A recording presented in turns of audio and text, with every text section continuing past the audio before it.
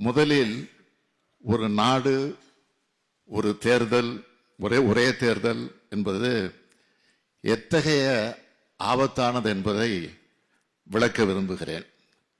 ஒரே நாடு ஒரே தேர்தல் என்ற முறை முற்றிலுமாக நடைமுறைக்கு சாத்தியமற்ற ஒன்று. அரசியல் சட்டத்தின் அடிப்படை அம்சத்திற்கு எதிரானது. அரசியல் சட்டத்தில் சொல்லப்பட்டுள்ள சுதந்திரமான நேர்மையான தேர்தலுக்கு முற்றிலும் எதிரானது. ஒரே நேரத்தில் தேர்தல் என்பது மக்களால் தேர்ந்தெடுக்கப்பட்டுள்ள சட்டமன்றங்களை முன்கூட்டியே கலைக்க வேண்டிய சூழல் ஏற்படும் என்பதும், அப்படி கலைப்பது அரசியல் சட்டவிரோதம் என்பதாலும் இந்த நடைமுறையை நாம் எதிர்க்க வேண்டும். அனைத்து மாநிலங்களிலும் ஆட்சி அமைந்து ஒன்றியத்தில் அமையும் ஆட்சி கவிழுமானால் அனைத்து மாநிலங்களையும் கலைத்துவிட்டு தேர்தல் நடத்துவார்களா? சில மாநிலங்களில் ஆட்சி கவிழ்ந்து தேர்தல் நடத்தும் சூழல் ஏற்பட்டால் ஒன்றியத்தில் ஆட்சியில் இருப்பவர்கள் தானாக முன்வந்து பதவி விலகுவார்களா? இதைவிட காமெடி கொள்கை இருக்க முடியுமா? நாடாளுமன்ற சட்டமன்றத்திற்கு மட்டுமல்ல, உள்ளாட்சி அமைப்புகளுக்கும் ஒரே நேரத்தில் தேர்தல் நடத்துவது சாத்தியமா?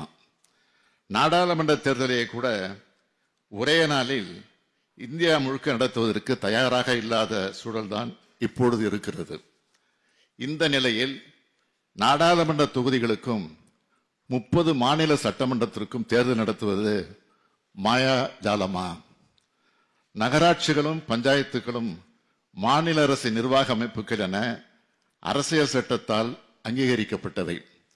ஆகவே இவற்றுக்கும் சட்டமன்றம் நாடாளுமன்றத்துடன் தேர்தல் என்பது அரசியல் சட்டவிரோதமானது.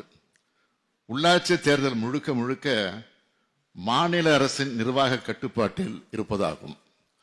அதற்கும் சேர்த்து தேர்தல் நடத்த போவதாக சொல்வது மாநில உரிமைகளை பறிப்பதாகும். மாநில உரிமைகள், கூட்டாட்சி தத்துவம், அனைவருக்கும் சம வாய்ப்பு ஆகியவற்றை வழங்கும் அரசியல் சட்டத்தை சிதைக்கவோ உருமாற்றமோ விரைவில் மக்களால் நிராகரிக்கப்பட உள்ள நாடாளுமன்ற மெஜாரிட்டி உள்ளோரின் சுயநலத்திற்கு யாரும் பலியாகிவிடக்கூடாது.